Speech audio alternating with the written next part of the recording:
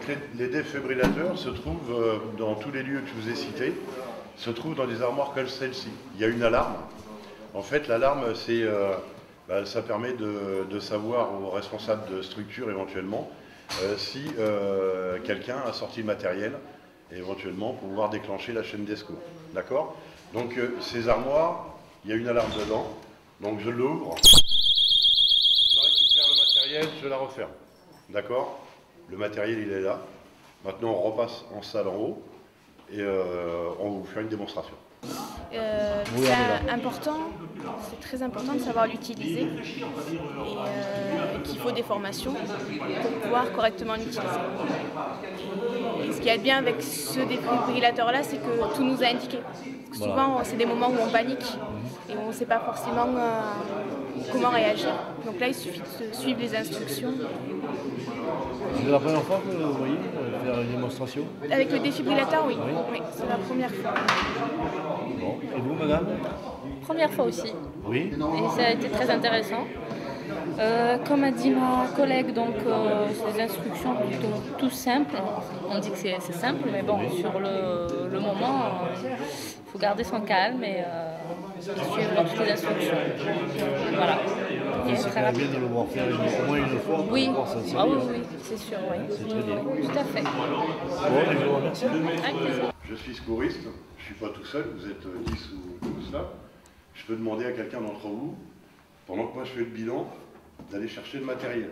Ça ne coûte rien, on l'a à proximité, si on en avait besoin. Si on n'en a pas besoin, on le remettra en place, sans aucun problème. D'accord? Donc à l'approche de la victime, ce qu'on va faire en fait, c'est on va aller voir si cette victime elle est consciente ou si elle est inconsciente. D'accord? Donc, comment le vérifier? Tout simplement, on se met à genoux auprès de la victime, on lui attrape les mains, on pose des questions simples et on donne des ordres simples. Donc là, en l'occurrence, c'est une dame. Madame, vous m'entendez? Si vous m'entendez, serrez-moi les mains. Ouvrez les yeux. Pas de réaction, elle est inconsciente. Ce que je vais faire ensuite, c'est que je vais me mettre à hauteur de sa tête.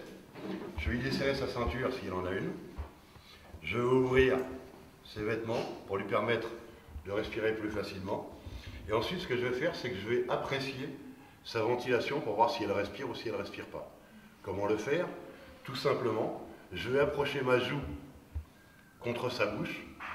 Et là, en fait, je vais sentir un souffle chaud si elle respire. Je vais l'entendre respirer de mon oreille. Et avec mon œil, je vais surveiller son abdomen pour voir s'il se soulève ou pas. Et ça, je le fais entre 5 et 10 secondes. C'est ce qui va nous permettre de savoir si elle respire ou si elle ne respire pas. Donc je me penche.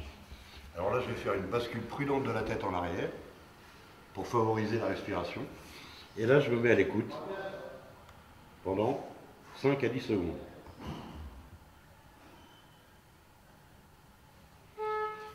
Elle ne respire pas. Ce que je vais faire, c'est très rapidement, je vais faire 2 insufflations. Les insufflations, en fait, ça va me permettre de remplacer sa ventilation à elle. Je vais prendre de l'air à l'intérieur de ma bouche, entre 0,5 et 0,8 litres d'air ambiant. Cet air ambiant, il est chargé à 21% d'oxygène. D'accord? Et ensuite, je vais de ma bouche entourer la bouche de la victime et je vais insuffler l'air. Et là, on va voir la poitrine, enfin l'abdomen se lever. D'accord? Ça, je le fais 2 fois. Et il faut le faire dans l'urgence tout de suite. D'accord? Pour ce faire, bascule prudente de la tête en arrière. Je pince ici les narines, parce que les voies aériennes, elles permettent de respirer aussi bien par le nez ou par la bouche. Il y a une connexion. Et là, de ma bouche, je vais englober. Donc, je prends de l'air. Et si vous avez vu, ça s'est levé. Donc, en fait, ce que je fais, c'est que je m'écarte à nouveau. Je reprends une respiration. Ça s'est levé. Donc là, on écoute maintenant, on regarde s'il y a des réactions, des toussotements, si la victime bouge ou si elle respire. Elle ne respire toujours pas, ça veut dire qu'elle est inconsciente, ça veut dire que sa ventilation s'est arrêtée, ça veut dire que le rythme cardiaque s'est arrêté. Donc qu'est-ce qu'il faut faire dans l'urgence? Il va falloir faire un massage cardiaque associé à une ventilation artificielle et éventuellement utilisation du défibrillateur automatique externe. D'accord? Donc ce que je fais en fait, c'est que je dois mettre à nu la victime sur un plan dur. Donc c'est une victime qui est sur une banquette ou quoi que ce soit. On prend cette victime, on la met par terre au sol. D'accord? Donc ce que je vais faire, c'est qu'après, je vais poser le talon de ma main. Le talon de ma main, en fait, c'est quand j'ai la main comme ça, je ferme les doigts. La partie qui reste apparente, c'est ce qu'on appelle le talon de la main. Je dois le poser au milieu du sternum. Le sternum, c'est l'os plat qu'on a ici, là, sur lequel les côtes viennent se rejoindre. Je vais regarder et au milieu du sternum, je vais poser le talon de la main. D'accord? Je me rapproche de la victime, je me mets bien perpendiculaire, je viens placer ma deuxième main sur la première, et là je vais faire 30 compressions thoraciques.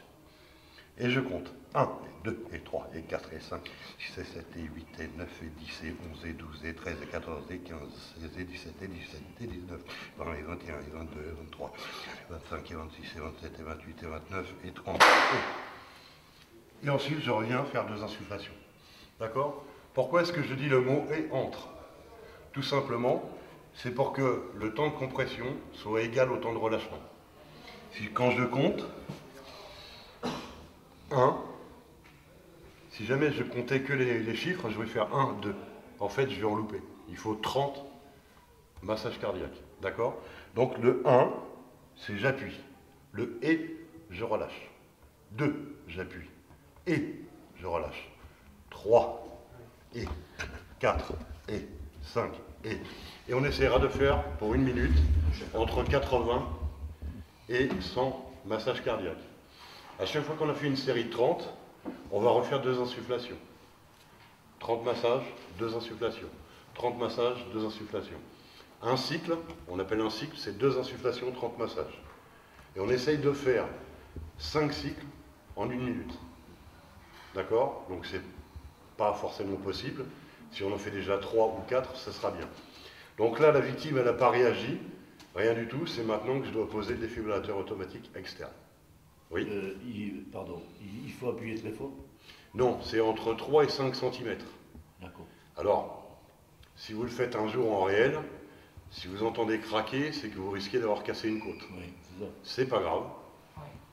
C'est pas grave, parce qu'il vaut mieux casser la côte à la victime. Et la vie. Oui. Et la sortir de ce mauvais pas, entre guillemets, faire repartir son cœur. Donc là, à ce moment-là, si vous entendez craquer, c'est que vous appuyez trop fort. D'accord? Entre 3 et 5 cm. Donc, on va maintenant mettre en place le défibrillateur automatique externe. Quand on pose le défibrillateur automatique externe, regardez bien l'endroit où je l'ai placé en arrivant. Pourquoi? Je l'ai éloigné de la victime, parce qu'il faut savoir qu'il va délivrer un choc électrique. Alors, le cœur, quand il s'arrête, qu'est-ce qui se passe? Il peut être en asystolie, c'est-à-dire que le rythme cardiaque, le muscle, le cœur est un muscle, il y a une désorganisation électrique. Donc, c'est-à-dire que ces fameuses fibres électriques, au lieu de fonctionner en même temps et nous faire un battement de cœur, en fait, ce qu'elles font, c'est qu'elles se désorganisent totalement. Et là, il n'y a plus de battement de cœur. Le cœur est arrêté. D'accord? Le but de ce type d'appareil, ça va être d'envoyer 2 décharges successives. La première va stopper cette activité et la seconde va faire repartir toutes les fibres en même temps. Et le cœur repart normalement. D'accord? Donc, je l'ai mis là, parce qu'au moment où on va le mettre en place, ce qu'on fait en fait, c'est qu'on doit s'écarter au maximum. Il ne faut surtout pas toucher la victime.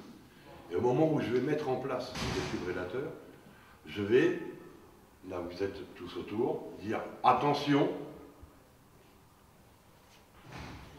je vais choquer. Donc ça veut dire quoi? Ça veut dire que l'appareil est mis en place, donc du regard, vous faites attention que tout le monde soit écarté. D'accord? À partir de ce moment-là, on mettra en place le DSA. Et il faut que personne ne touche le défibrillateur à ce moment-là. D'accord? Ensuite, quand on le met sur un plan dur, il va de soi qu'il y a choc électrique. Il faut que ce plan dur soit sec. Donc si jamais vous l'utilisiez dans un milieu humide, il va falloir tirer la victime à un endroit sec et éventuellement la sécher avant d'utiliser l'appareil. Parce que si vous êtes sur un plan humide, l'humidité, c'est conducteur. Une piscine, un bord de piscine, systématiquement, on doit sécher la victime, on doit l'écarter. Et on va faire connaissance ensemble de cet appareil. Alors, il y en a qui l'ont peut-être déjà vu. Voilà à quoi il ressemble. Donc, à l'intérieur, il y a une paire de ciseaux, de gel coat, ce qu'on appelle. Il y a un rasoir. À votre avis, pourquoi est-ce qu'il y a un rasoir? Pour les poils, pour voilà, mettre merci. Parce que les hommes, on a tendance à être velus pour certains. Et il faudra systématiquement, à l'endroit où on va poser les patchs, à raser les poils. D'accord? Pourquoi une paire de ciseaux? Si jamais la victime elle a des vêtements qu'on n'arrive pas à enlever, on n'hésite pas, on coupe. Et on écarte. Ensuite, alors ce que je vais faire, c'est que je vais sortir l'appareil, je vais changer la cartouche. Parce que celui-là, c'est le réel. Insérez la cartouche contenant les électrodes. Et vous voyez là, il vous donne des informations. L'autre, elle doit être là. Électrode d'entraînement pour adultes. Formation.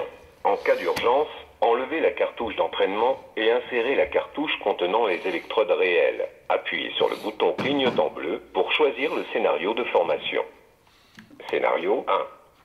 Alors ce que je vais faire en fait, c'est que maintenant je dois utiliser le défibrillateur. L'appareil, je m'assure qu'il soit en route, d'accord?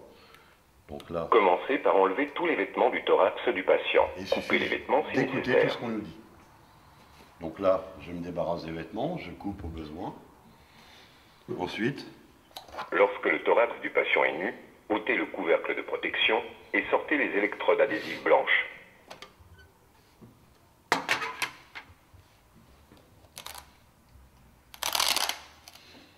Lorsque le thorax du patient est nu, ôtez le couvercle de protection et sortez les électrodes adhésives blanches.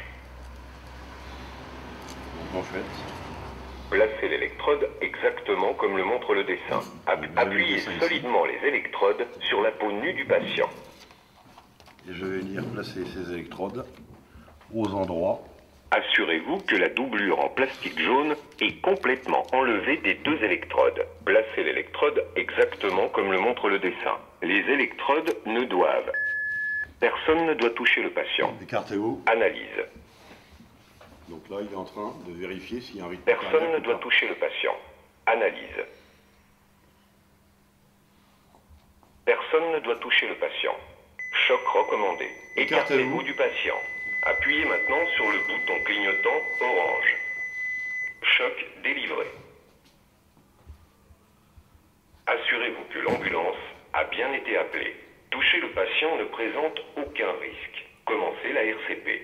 Pour une aide à la RCP, appuyez sur le bouton clignotant bleu. Alors la RCP, réanimation cardio-pulmonaire. D'accord? Bouton bleu. Placez la paume d'une main sur le sternum entre les mamelons. Placez l'autre main par-dessus la première. Appuyez fortement sur le thorax en enfonçant de 5 cm.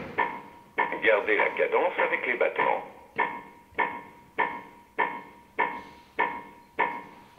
Donc ça veut dire que j'ai commencé ma réanimation, je viens de placer le défibrillateur. C'est pas parce qu'il a choqué qu'il faut que j'arrête. Je vais continuer à masser ma victime. Jusqu'à ce que lui me Passez le dise nez, stop. soulevez le menton et procédez à 2 grandes insufflations. Soufflez. Soufflez. Poursuivre les compressions. Et on reprend.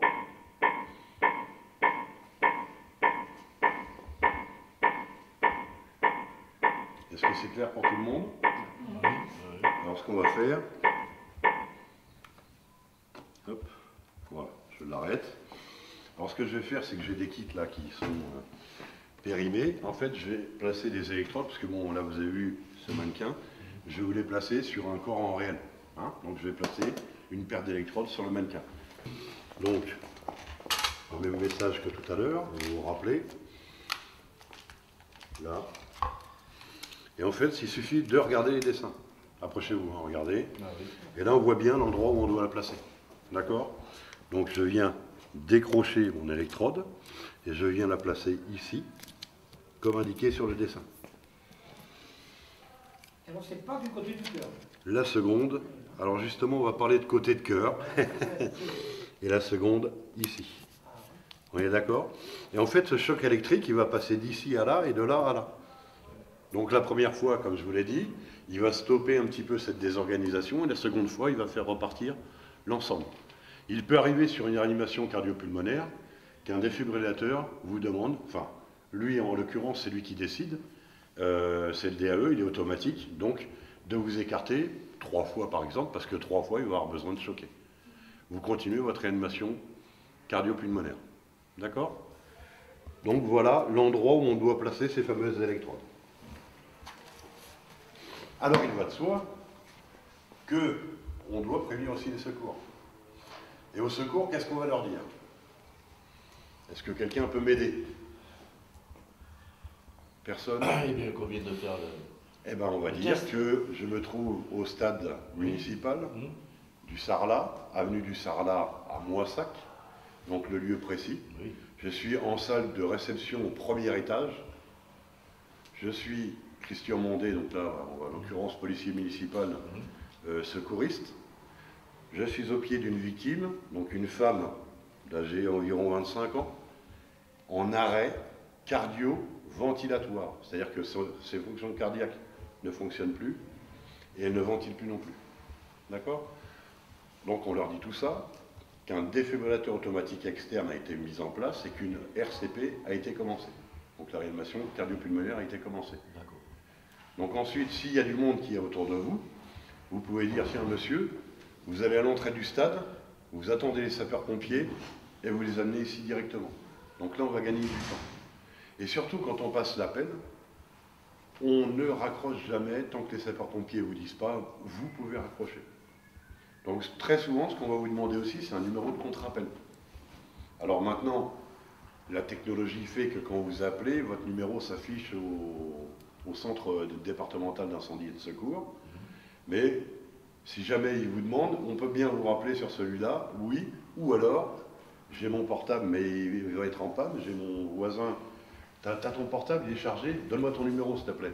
Et là, maintenant, écoutez, moi le mien, il va tomber en panne, vous pouvez me rappeler sur le numéro là. D'accord? Donc, donnez toujours un numéro de contre-appel. Pourquoi? Parce que, à partir du moment où le sapeur-pompier va vous dire, vous pouvez raccrocher. Il sait qu'il y a une urgence vitale ici, au stade du Sarlat Moissac. Il va envoyer les secours adéquats.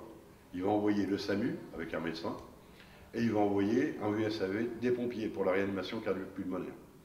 Donc, cette victime va être très rapidement médicalisée. Mais, souvent, le médecin, au moment où il part, il va demander, éventuellement, l'évolution, par rapport au départ, au délai d'intervention, de l'état de santé de la victime. Donc là, on va vous rappeler, au numéro que vous avez donné, ou alors celui qui s'affichait si votre portable est bien chargé, et à partir de ce moment-là, vous allez pouvoir lui donner les informations en direct s'il va vous poser des questions. Est-ce qu'il est bleu? Est-ce qu'il n'est pas bleu? Comment ça se passe? Est-ce qu'il a repris? Est-ce qu'il n'a pas repris? Et vous allez pouvoir donc faire votre comment dire, suivi en fait, du bilan, quoi.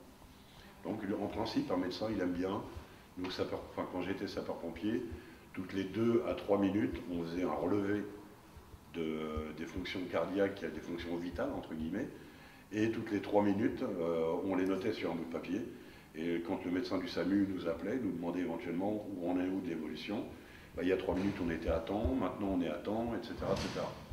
La réanimation continue, la réanimation s'est arrêtée parce que la victime est repartie, on continue à faire des insufflations, on n'en fait plus. Après, c'est des informations qu'il va vous demander et auxquelles vous devrez répondre. Est-ce que vous avez des questions par rapport à tout ce que vous venez de voir? Si au bout de la réanimation, on s'aperçoit que la victime revient à avoir des rythmes cardiaques ou respiratoires, est-ce qu'à ce moment-là, on débranche tout? Non. On débranche rien. Non. On débranche tout. Lui, il gère. À partir du moment où vous l'avez mis en place, il doit gérer, lui, il est intelligent. Voilà. Il va vous demander, là, comme tout à l'heure, il disait analyse. Donc là, on s'écarte, on ne touche pas la victime. Parce que si je touchais la victime, je pourrais communiquer au corps qui est allongé mon pouls éventuellement. C'est pour ça qu'on ne la touche pas. Parce que si l'appareil détecte mon pouls, il ne va pas choquer, alors qu'il en aurait besoin. Donc on s'écarte bien, et après surtout on fait attention C'est rien, c'est mon portable, je suis désolé, je ne l'ai pas coupé. Et donc là, voilà. Donc une fois qu'on l'a mis en place, si la victime revient, il va capter qu'elle est revenue. Il n'enverra plus de choc électrique. Par contre, on laisse tout en place, jusqu'à l'arrivée du médecin. La seule personne habilitée à vous dire on arrête la réanimation cardio-pulmonaire, c'est le médecin. Ou éventuellement les sapeurs-pompiers. Ils vont arriver, des fois ils arrivent avant le médecin, ils vont vous taper sur l'épaule, ils vont vous dire monsieur, nous prenons le relais. Et là, à ce moment-là, vous vous écartez, vous ne partez pas. Et eux vont se mettre en place, ils vont en équipe continuer la réanimation cardio-pulmonaire et avec du matériel. Avec de l'oxygène, avec un masque, un bavus, etc. etc. Est-ce que vous avez d'autres questions? Alors aussi, tout à l'heure, attendez, il y a un truc qui m'a interpellé, mais on ne les met pas du côté du cœur. Mais le cœur, il est où, le cœur? Il est de ce côté, oui, mais tout à l'heure... De quel côté il est, le cœur? Montrez-moi sur vous. Montrez-moi sur vous où il est, le cœur. Il est là. Eh ben non. Il est au centre. Le cœur, il est au centre. Le cœur, il est au milieu. Pourquoi est-ce qu'on a tendance à dire qu'il est à gauche, le cœur? Parce qu'il est un tout petit peu plus proéminent du côté gauche. Mais il se trouve vraiment au milieu. Il est là, le cœur. Là, au milieu. Un tout petit peu plus proéminent du côté gauche. Quand on a mal là, on ne peut pas dire qu'on a mal au cœur. Alors après, c'est normalement les symptômes d'un arrêt cardiaque. Il y en a plusieurs. Ça peut être une forte douleur dans la poitrine, vous avez l'impression d'être comprimé, une barre, vous avez un bras éventuellement qui se paralyse, mais ça peut être autrement aussi. Vous pouvez avoir une forte douleur dans le dos, mais dès que vous vous sentez oppressé, que votre ventilation, vous avez du mal à respirer, vous commencez à suer à grosses gouttes, là il faut s'inquiéter. D'accord? Quand on fait les insufflations et le massage, l'appareil est branché et il continue à analyser? Non. À quel moment il a l'analyse? Quand on doit s'arrêter? Je le mets en place, il analyse. D'accord? Je vais mettre en place ma réanimation cardio-pulmonaire. Donc je vais faire ma réanimation entre 4 et 5 cycles, si je peux. Mais lui, ce qu'il va faire, c'est qu'au bout d'un moment, il sent donc, puisque vous êtes en train de masser, qu'il y a une activité cardiaque, et c'est lui qui va décider à quel moment il va vous dire d'arrêter. Donc il va vous dire, analyse en cours. Donc là, à ce moment-là, vous vous écartez, il vous le dit, ne touchez pas la victime. Donc il va faire son analyse, et après il va vous demander de reprendre la réanimation cardio-pulmonaire. En fait, il est intelligent parce qu'il vous indique tout ce que vous avez à faire. Moi, j'ai voulu vous remontrer la réanimation cardio-pulmonaire, parce qu'il y en a qui le connaissent, qui l'ont déjà vu il y a quelque temps, et puis il y en a qui ne l'ont jamais vu non plus. Ben voilà en fait les gestes. Voilà. On n'est pas tout le temps à côté d'un défibrillateur. Ensuite, on n'est pas tout le temps à côté d'un défibrillateur. Donc, s'il y a faute de défibrillateur, on fait exactement ce que je viens de faire là. La réanimation cardio-pulmonaire. Sur le personnage jeune, comme sur le personnage adulte, c'est pareil. C'est exactement pareil, sauf, j'attendais la question. Oui, moi, je suis un petit malin. J'attendais la question. Sur un enfant de 8 ans, à votre avis, est-ce que je peux mettre en place un défibrillateur automatique externe? Moi, je pense que si. Moi, je pense que si. En fait, ce qui va nous permettre de déterminer, c'est est-ce que la morphologie de la victime va nous permettre de pouvoir poser ces deux électrodes éloignées les unes des autres. Si oui, j'utilise le défibrillateur. Ensuite, il existe des électrodes pédiatriques, spéciales pour les enfants. Donc là, sur un corps d'enfant, alors je vais vous la faire passer, et vous allez voir comment on l'utilise en fait. Comme elle risque, on va vous le faire passer. C'est lui qui le délivre, et c'est lui qui va délivrer l'intensité. C'est lui qui va décider au moment où il est intelligent, on ne s'occupe de rien du tout. La seule chose qu'il va vous demander, c'est d'appuyer sur le bouton pour envoyer le choc. Et c'est là où c'est important, je vous ai dit, écartez-vous. Attention, je vais choquer. Il n'y a vraiment personne autour. Et là, à partir de ce moment-là, j'appuie sur le bouton jaune. D'accord? Ce type d'appareil, c'est les mêmes partout dans tout le Moissac. Donc ce que vous voyez là aujourd'hui, si vous êtes à Confluence, au Mall de Paris, à la mairie, ici, ou au COSEC, vous trouverez exactement le même type de matériel. La mairie a acheté les mêmes appareils pour toutes les structures. Et s'il faut appuyer sur le bouton, il clignote ce bouton. Ce bouton clignote. Il clignote et en plus de ça, l'appareil vous demande d'appuyer. Donc il a détecté qu'il y a un problème et c'est lui qui va demander d'appuyer. Et dès que vous appuyez, il le fait? Dès qu'on appuie, il envoie le choc électrique. Dès qu'il appuie, il envoie le choc électrique. Après, je vais vous montrer sur cette surface-là, parce que ce kit d'électrode, je l'utilise dans le cadre de la formation. Mais ce kit d'électrode me permet à moi d'utiliser le vrai devant vous. Et ce que je viens de faire là, vous le trouverez parce que toutes les cartouches, là, celles que je viens d'ouvrir, on en a d'autres, hein, par exemple, c'est toutes les mêmes. J'enlève celle-là. Alors justement, une fois qu'on a fini d'utiliser ce défibrillateur, les cartouches, c'est jetable. Une fois on l'utilise, on jette. Donc ensuite, sur le dessus de l'appareil, vous avez ici un petit bouton sur lequel vous appuyez et la cartouche s'en va. Dans chaque appareil, vous avez une cartouche de rechange. Ici. D'accord? Vous la sortez et vous l'insérez dedans. C'est pas dur. Électrode pour adultes. En cas d'urgence, appuyez sur le bouton marche-arrêt. Donc là, commencez par enlever tous les vêtements du thorax du patient. Coupez les vêtements. Je l'arrête. D'accord? Et ça recommence, et ça vous indiquera tout ce que vous devez faire. Ensuite, vous prenez votre appareil, vous le remettez à l'intérieur, vous refermez, et vous allez le remettre dans l'armoire. Et par contre, vous l'avez utilisé, vous allez voir le responsable de la structure en disant « Attention, j'ai utilisé le défibrillateur ». C'est pareil, dedans il y a des rasoirs, c'est des rasoirs jetables. Hein. Si on a rasé, on jette. Les électrodes, on jette. On change la cartouche, on le remet opérationnel au cas où. Et il faut impérativement prévenir le responsable de la structure qui puisse lui venir remettre une cartouche de rechange dedans. Et remettre un rasoir et le remettre opérationnel vraiment à 100%. Mais là, j'ai fini cette réanimation cardio-pulmonaire, il y a un problème sur le terrain, je peux prendre mon appareil, je peux sortir avec, il est opérationnel. Je peux m'en servir, j'ai changé la cartouche. D'accord? Eh bien, c'est parfait. Je vous remercie de votre écoute. J'espère vous avoir apporté quelques brides et quelques connaissances. C'est très important. Et puis, je vous dis à une prochaine si vous voulez revenir l'année prochaine ou dans 2 ans. Ou, voilà.